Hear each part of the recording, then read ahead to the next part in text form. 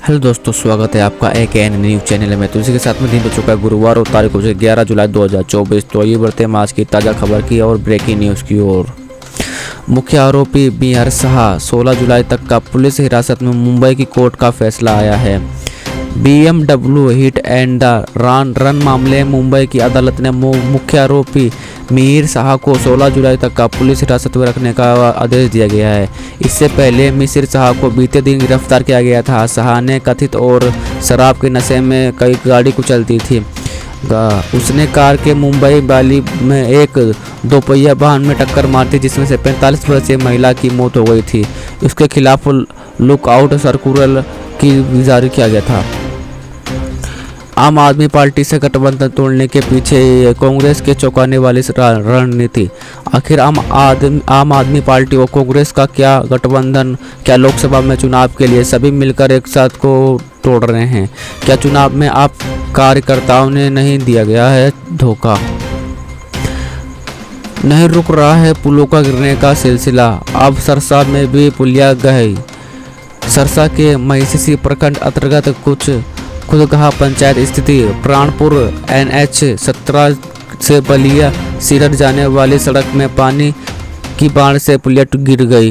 पुल टूटने की video viral हो रहा है। बिहार सरकार में जदयू कोर्ट से मंत्री बने राजेंद्र सदा ने गृह पंचायत में ग्रामीण कार्य में विभाग में द्वारा 2010 में ये पुलिया बनवाई थी, जो अब जाके ध्वस्त हो गई है। स्थानीय लोगों ने बताया है कि यह पुल महिषी प्रखंड बलिया सिमर गुदहा और नवहट्टा प्रखंड क्षेत्र में डरहर में बने है। ये पुलिया 7 राज्यों में 13 विधानसभा सीट पर कहां विधानसभा मतदान, जाने इस सीटों पर क्या करने पे उपचुनाव। 7 राज्यों में 13 विधानसभा सीटों पर उपचुनाव के लिए बुधवार 10 जुलाई को मतदान हुआ था। इसमें से सबसे ज़्यादा चुनाव वहीं हिमाचल प्रदेश में 3 तो उत्तराखंड में 2 सीटों पर वोट डाले गए। लोकसभा चुनाव में नतीजों का पता लगा है। 13 सीटों पर उतरे सभी 121 उम्मीदवारों को किस्मत EVM में कैद हो गई है। इस चुनाव में हिमाचल प्रदेश सुक्खू और पत्नी कमलेश ठाकुर सहित कई दिग्गजों और कई नए चेहरों ने इसमें अपनी किस्मत आजमाई है। हरियाणा हंसी जज्बा नेता की हत्या, बदमाशों ने सरेआम बरसाई गोलियां, धरपकड़ गई।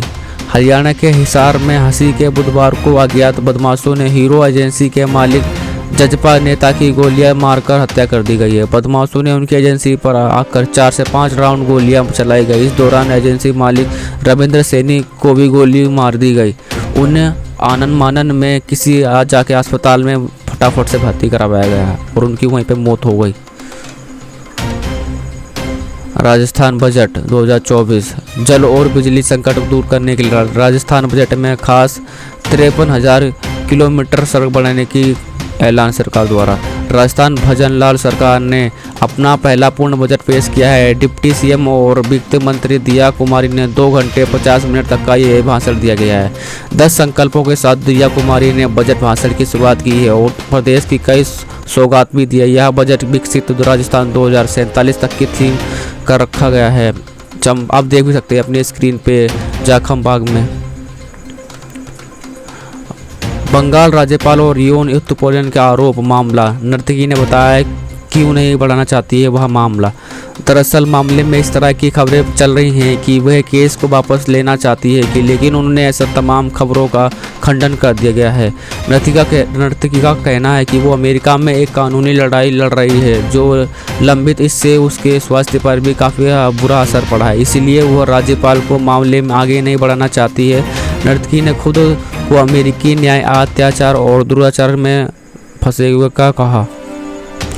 ज्योति मौर्य जैसा मामला, लेखपाल बनते ही पत्नी ने पति को ठुकराया, युवक ने लगाई गुहार, दोनों की थी लव मैरिज। TPS ज्योति मौर्य के बहुचर्चित मामले में तरह का एक मामला झांसी में भी सामने आया है। बुधवार को लेखपालों की नियुक्ति के विवरण के दौरान पति ने पति को धोखा दे दिया है। लेखपाल बनने के बाद ही उसकी पत्नी ने उसे ठुकरा दिया। शादी के तस्वीरों के साथ वह यहाँ पहुँचा। उसने अफसरों को भी अपनी दी बताई। कोतावाली नई बस्ती मोहल्ला निवासी नीरज विश्वकर्मा का था ये मामला। उत्तर पूर्व तटरक्षक बल आईजीसी बोले 4 और रडार स्टेशन मिलेंगे और हर चुनौती में करेंगे सामना। उत्तर प्रदेश के क्षेत्र में तटरक्षक कमांडर महानिरीक्षक इकबाल सिंह चौहान के मंगलवार को कहा कि उत्तर पूर्व तटरक्षक के अगस्त तक का 4 और स्टेशन मिलेंगे। इनमें से 2 पश्चिम बंगाल और 2 उड़ीसा में स्थापित किए जाएंगे। ये स्टेशन अगस्त में मिलेंगे। इन्होंने विश्वास दिलाया है कि तटरक्षक किसी भी चुनौती को निपटने के लिए तैयार रहेंगे। नए रडार स्टेशनों के लागू चलने के साथ साथ बंगाल उड़ीसा में तटों पर ऐसे प्रतिनिष्ठ की संख्या बढ़ाकर 8 हो जाएगी। चौहान मंगलवार को हल्दिया में ऐलान किया गया। खीरी में सीएम योगी बोले प्रदेश में 12 जिलों में बाढ़ से प्रभावित बड़ी आबादी को सुरक्षित निकाला गया है। लखीमपुर खीरी जिले में बाढ़ प्रभावित इलाके की स्थिति का जायजा लेने के लिए मुख्यमंत्री योगी आदित्यनाथ बुधवार को 324 तक ही पहुँचे। सबसे पहले उन्होंने कार्यक्रम में मौजूद 10 बड़ी पीड़ितों को राहत सामग्री बांटी, बाढ़ के हालातों को जायजा लिया और ग्रामीणों से बात की। अधिकारियों को जरूरी सूचनाएं भी और निर्देश भी जारी किए। मुख्यमंत्री योगी आदित्यनाथ जी ने अग्निवीर बलिदानी अजय सिंह के परिवार को कितनी धनराशि मिली है? परिवार का दावा, शोक का पत्र, ना ही कोई संचालन। तो उसके परिजनों को 1 करोड़ रुपए की सत्तावन राशि दी जाती है। बुधवार को राहुल गांधी ने आरोप लगाया है कि रक्षा मंत्री राजनाथ सिंह ने संसद में अग्निवीरों को कोई भी कुछ नहीं दिया है। वहीं सर्वोच्च बलिदान देने वाले अग्निवीर अजय सिंह के पिता के मुताबिक अब तक का लगभग 1 करोड़ रुपए आ चुके हैं उनके खाते में। सिक्किम विपक्ष विहीन हुआ। सिक्किम एसडीएफ के एकमात्र विधायक एक्सप्रेस बने। सिक्किम में अब विपक्ष नहीं रहा है। बुधवार को विपक्षी दल सिक्किम डेमोक्रेटिक के एकलौते विधायक तेंजिंग नोरोबुल लंबेता सत्ताधारी सिक्किम में बने। मुख्यमंत्री प्रेम सिंह तमांग सोशल मीडिया पर यह जानकारी दी। उल्लेखनीय किया कि 19 अप्रैल को सिक्किम विधानसभा चुनाव के लिए वह वोटिंग हुई थी।